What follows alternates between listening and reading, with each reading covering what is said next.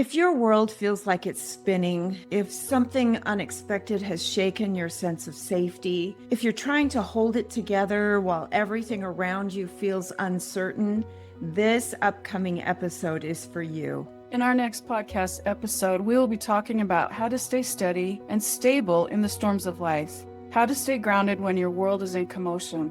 Because storms aren't optional in this life, but being swept away by them is not inevitable, we are excited and hope you join us for this upcoming episode. Do you sometimes feel lost in your relationships, your identity, or even your spirituality? Welcome to Gilmore Green, where healing and hope meet. We are marriage and family therapists and relationship experts who care deeply about helping you grow, strengthen your relationships, and deepen your sense of meaning and spirituality. We long to share from our clinical experience, years of training and solid research, including ideas about how to strengthen the things that matter the most to all of us in life. We're so glad you're here. Our hope is to share simple, meaningful ideas that support you in your healing and in your growth. Welcome to Gilmore and Green, where healing and hope meet. Hi, my name is Sharilyn Green. I'm a marriage and family therapist and so excited to be here talking about relationships. We care about them so much. And I'm Dr. Debi Gilmore. Thank you for joining us today. The storms in life come in many forms. It might be a relationship rupture, a betrayal, a shocking health diagnosis, a child struggling emotionally or with their physical health. Some storms involve financial strain. Maybe it's a faith crisis, grief or loss, just disappointment and even dashed expectations. These and others are situations that cause change that we didn't sign up for. There are so many we could add to that list too. Storms really do shake our assumptions about our world all around us. They disrupt our predictability, and when predictability disappears, our nervous system reacts. Your body doesn't slow down to consider, is this logical? Instead, your body reacts with an appraisal such as, am I even safe? When your world is in commotion, your nervous system can move into all kinds of coping behaviors such as fight, like anger, wanting to control, or agitation, flight, overworking, fixing, frantic productivity, or freezing, paralysis, numbness, shutdown, avoidance. Or maybe trying to over-please others, over-functioning, keeping everyone else steady while you actually try to disappear. There's nothing wrong with you if you feel dysregulated in your challenges and heartache. The goal is not to avoid feeling shaken. The goal actually is to become anchored, grounded, stable enough to hold your head high and press forward.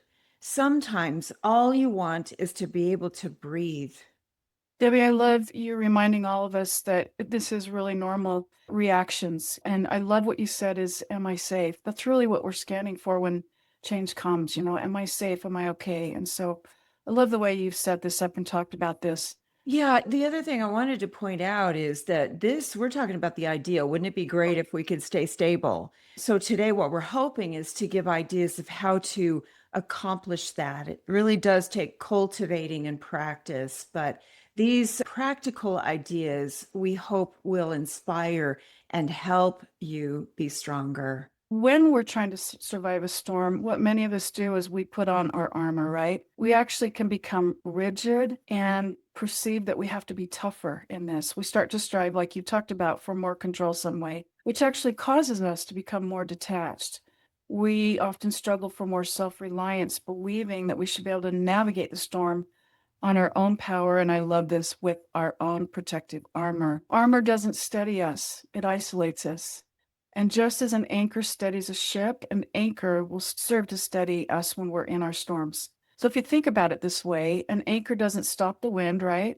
But the worst of the winds and the massive waves, that anchor will hold you in place while the wind blows. I love that visual.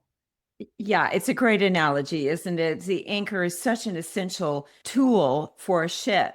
Something else you said about self-reliance, we have deeply ingrained in us this idea that we need to be self-reliant. And in cases where the storm has hit, no one is going to be able to be stable. We're going to be wobbly. But once we get our feet under our body and we have a sense of what we can do to stabilize, that's what we're talking about. So you might be wondering, what exactly are anchors?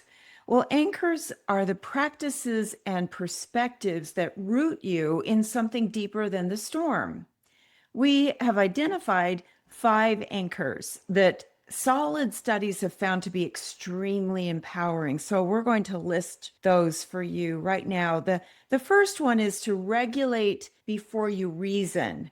Before our minds can even intellectualize the attack or the storm, our emotion center of our brain is going to take hold. So when your world is in upheaval, your nervous system needs safety before your mind can access clarity.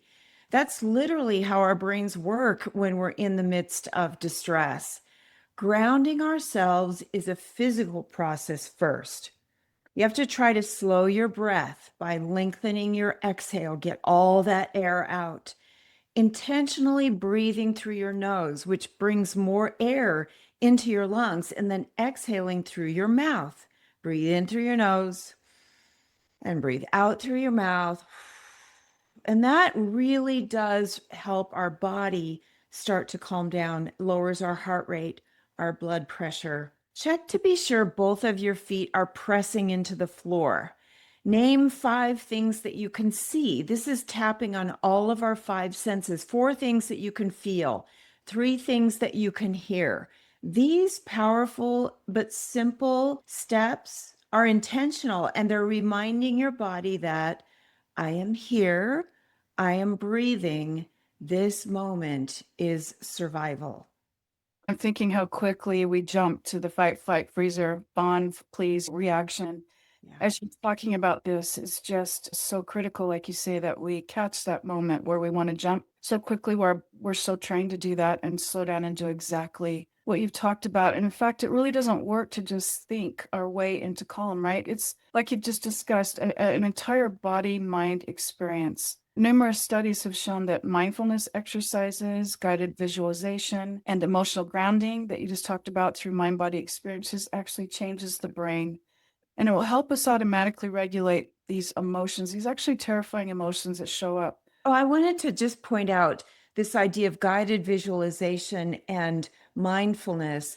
We won't be able to find calm until we help our body get there first. So that's why the body is focused on to calm it down so that then our emotions can be managed and regulated. This is something you and I do for our clients in our work all the time, and it's powerful. It really is. And so we want to move to the second anchor that we're talking about, and that's to just narrow your focus. So, in the thick of these challenges that come, the emotion center of our brain tends to catastrophize tense moments. We start to ask almost frantic questions. What if this never gets better? Oh my goodness, what if everything falls apart? Or especially, what if I can't handle this? These are hard questions that hit the emotion center of our brain. And so when everything feels overwhelming and uncertain, stop trying to manage the whole future. I love this little anchor. What we need to do is just focus on the next small, manageable step and piece of time. I love that. Yeah, exactly. Because being present with ourself, again, back to the body, is the only way that we can manage our breathing now. And it's not just, like you said, it's not just thinking, it's an experience that you can train your brain and your body to respond to much quicker, but it does take practice. So here, instead of thinking, how can I fix all this? Or what if this never gets better? That what if question, or what will happen next month or next year? What you're doing is you're intentionally bringing your focus to the here and the now. What do I need to do in the next hour? What's the next right step or step that I can take that will bring me some level of peace? What would help me get through just today? You might ask, why does this work? Well, is this truly effective? Yes. When your world feels out of control, your brain moves into protection mode. It's actually a remarkable part of our body. It's the computer of our body. It scans for danger, predicts worst case scenarios, tries to solve everything at once within milliseconds. But you cannot control the entire future. Left unchecked, anxiety grows and only increases and then hijacks us. Yeah, Debbie, so to build on what you're talking about as we focus on the here and now, what we can actually control, right? This reduces overwhelm, and that in turn calms our nervous system, and it restores a sense of agency and brings us back to what's within our immediate control. Again, reducing overwhelm, we calm our nervous system, restores a sense of agency, and brings you back to what's actually in your control. This process will shift us then from catastrophizing the future to stabilizing the present. I love that. I wanted to say that one more time. It's so easy to catastrophize the future, right? It's just so easy to do that. But instead, to stabilize the present. I just love that phrase right there. Can I stabilize the present? But it's not easy. What we're It's not- talking about is the oh, ideal. sitting here thinking to myself, oh, good. Yeah. Like this. Yes. Let's talk about what this looks like in real life, right? Instead of saying to yourself, I don't know how I'm going to survive this season, you might say, what do I need to do between now and dinner? Or instead of, what if my relationship never changes? You might say to yourself, what is one small way I can just show up differently in the next conversation? These tiny small steps are so doable and bring the overwhelm down. Another example would be instead of thinking, I have to figure out my entire future, you can say to yourself, what is the next courageous step I need to take? Wow. As I said earlier, you and I actually, Sharilyn, are thinking, yeah, we're preaching the ideal and trying to practice this ourselves, but we do have experience clinically that shows this actually does work. Grounding yourself isn't actually avoidance. It's not numbing out. It's called self-regulation. Staying in the present doesn't mean ignoring reality. It actually means pacing yourself. When emotions are intense, your system can't process the long-term picture safely. Bringing your focus closer helps your body settle, takes us out of that flooded state. And once you're emotionally regulated, or at least getting there, you can widen your lens again and look at things more broadly. Here's a gentle reframe. When life gets out of control, you don't need a 5-year plan. You need your next breath. You must identify the next right action or the next small act of steadiness.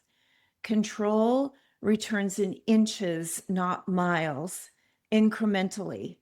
Instead of how will I survive this year, ask yourself what is required of me in the next hour. You mentioned, Sherilyn, what can I do before dinner? Even just isolating these minutes now. Just like you can't eat that elephant all in one bite, steadiness is built in small increments. Emotional stability and emotion regulation is found in the next conversation or the next loving response, the next honest prayer, the next grounded breath. Stability grows in the present. Even just the way you talk about this is so calming to me. And you're right, it's hard for all of us to do, but these are just such beautiful concepts. So we want to move now to anchor number 3, which we would suggest is staying connected instead of self-protecting. So when things get hard, especially if you're introverted or prone to withdrawing, there's an instinct, right? To pull back, to shut down, to believe that you must handle it alone, and even to disappear emotionally. However, the storms of life, they're not meant to be weathered in isolation. And so the science we love and specialize in, attachment research, tells us, oh goodness, we know this, that secure connection regulates distress. We can calm down so much more easily and faster and better when we feel like we're not alone. Let's talk about the hormones that are released when we connect with someone else.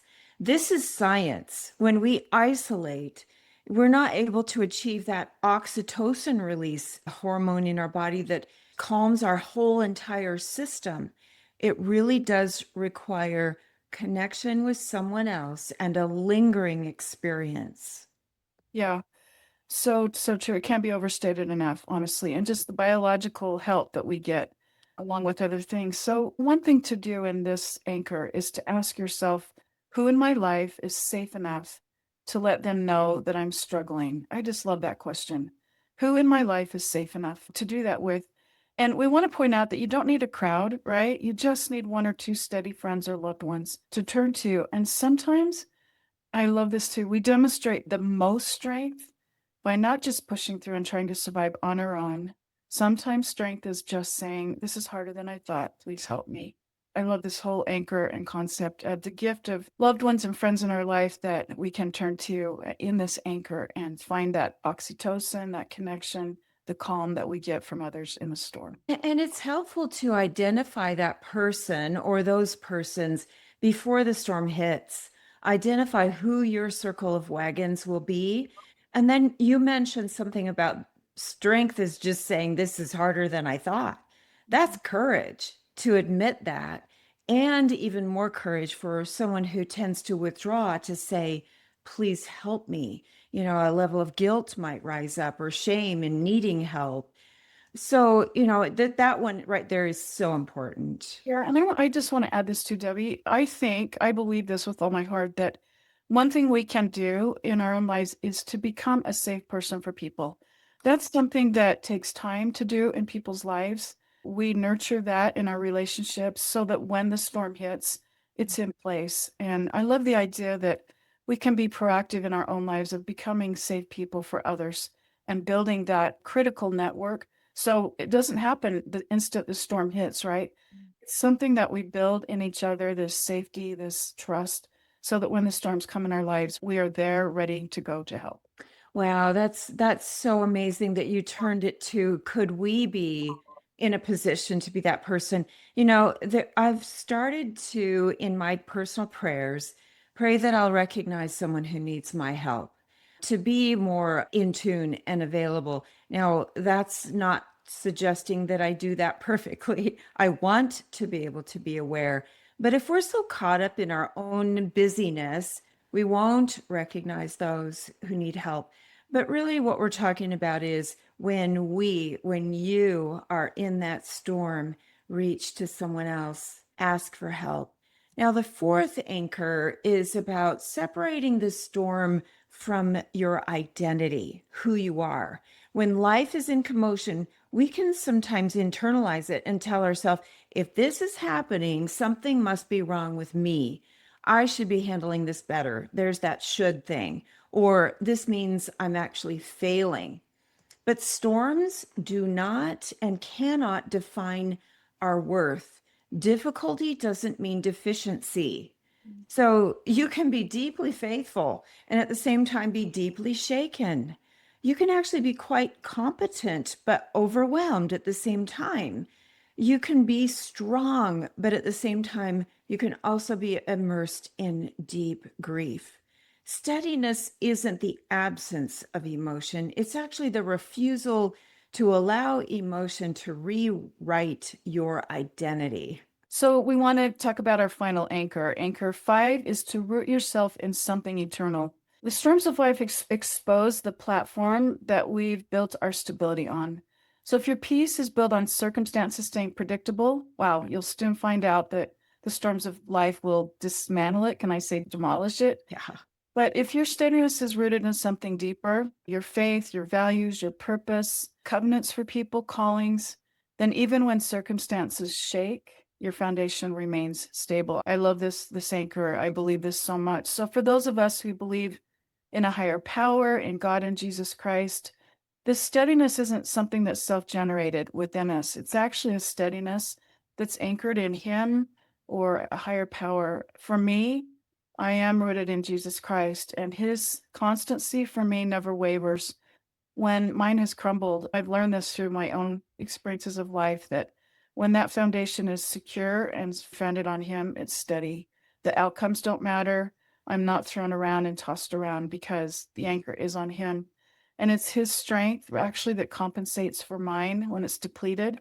And it's His grace that compensates for mine when I feel so inadequate. I love the idea, at least this is what has worked well in my own life, is to actually prepare for the storms that come by building, right, these critical reservoirs before the storm hits and how to do this. It's a little bit like we talked about before, that the preparations for storms are so important. And I believe that's the case in this as well. So expanding on these daily grounding, I'll even call them holy habits that center us, are such wonderful ways to prepare this foundation we're talking about that really isn't of our own. It's something higher and bigger than we are, that we can stay steady in when the storm comes. And so those grounding habits, these holy habits, for some of us include prayer.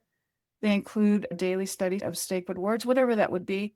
I love so many of the beautiful books in the world, the Quran, the Torah, all kinds of beautiful scriptures and words that bring this steadiness and this foundation in a higher power. The way you speak about this, Sherlyn, it's just, this is coming from personal experience. You're not just reading this somewhere or repeating it because it was in a book somewhere. I can tell, and I hope our listeners can tell, this is deeply grounded in you.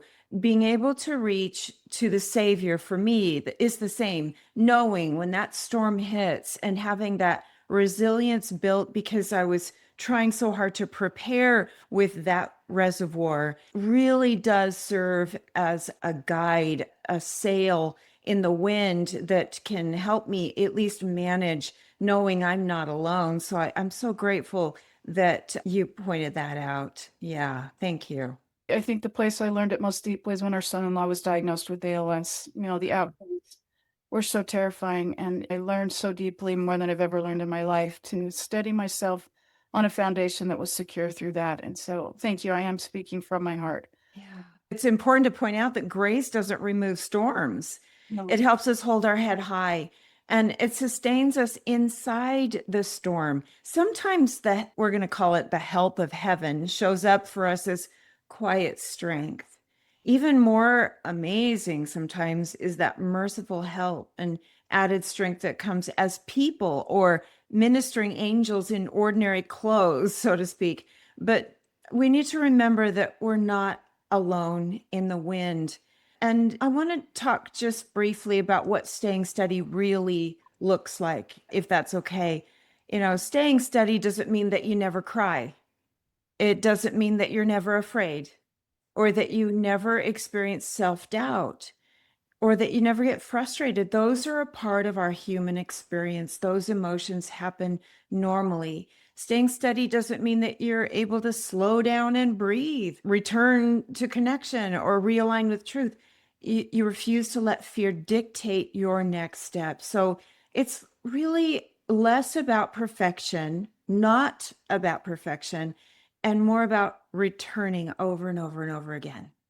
We hope these 5 anchors have been helpful as we've talked about this. And we'd love to do kind of a gentle reflection exercise right now. So if you're in a storm right now, ask yourself the following questions. First of all, what is just one thing that helps my body feel even just 5% calmer?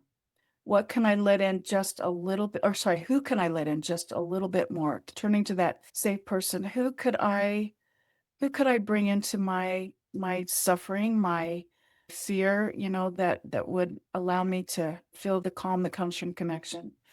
What truth do I need to embrace instead of the fear? And what is one small faithful step that I can take today? We know from our own clinical experience and our own personal lives that steadiness is built one grounded choice at a time. And notice the first question suggested just one thing, not 10 complicated steps, but just one thing that you can do to feel just a little bit more peace in any kind of storm that you're facing right now. What a powerful but simple exercise. And there's one thing you pointed out. It's often when we're in distress, we reach to grab something. There's something we rely on. And maybe it's an addictive or compulsion to, a behavior that is actually dysfunctional. But when we reach to who can we reach to? Someone that's near us or that we've identified as a person that we trust and feel secure with. That is healthy. And that does keep us out of addictions and compulsive behaviors. And you actually talked about that. Who can I let in just a little more? In the storms of life, they will come. They will come for everyone. What we find with our clients in our work is that While they may not see it at first, they are more resilient than they think they are. You have weathered things before that once felt unbearable. You're allowed to feel shaken while rejecting the idea that you are broken, because you are not. You can be anchored without being unmoved. And even in commotion, you can cultivate a steady heart. If you're willing to try just one of the things we mentioned today, one of those 5 anchors, you are well on your way to greater strength and inner peace. It's incremental. Stay grounded, stay connected, and try to stay steady. So, Debbie, we're to the point in our podcast that you and I love. I actually love this, the kind of the therefore what. And I've been thinking, carefully what I'm going to take from this. And I just love being reminded that in that moment where we can start to catastrophize or try to fix the whole big picture, in that space, I want to do a better job of slowing down and implementing the things that we've talked about, these small incremental steps. This is the ideal. It's something, as I'm listening to us talk about this, that is so easy for me to do, to jump to catastrophizing and to let my body, the adrenaline and the fear take over. And so I'm going to be more conscious of that moment when something hits that's unpredictable or frightening to me, to remember to slow down, to breathe, to implement these things that we've talked about. That's my therefore what. Oh, that's wonderful. I know you already do that. You're just going to do it more. My therefore what is an interesting one, because all throughout this podcast episode, I've been thinking about those angels in regular clothes that have been with me and have been there for me in the midst of storms in my life. I can think of one that was just absolutely disastrous.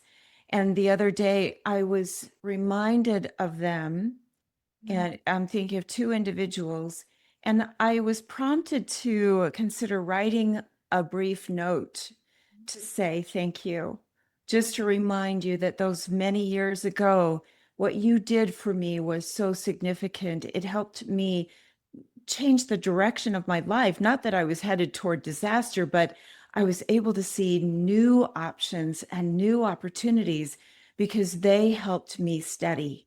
And so I'm so grateful. That's my therefore what is not only to try to stay steady ourselves, but express gratitude to those who have been there for us in the midst of our storms. So thank you so much for listening to us today. We so appreciate you and hope you will continue to follow us.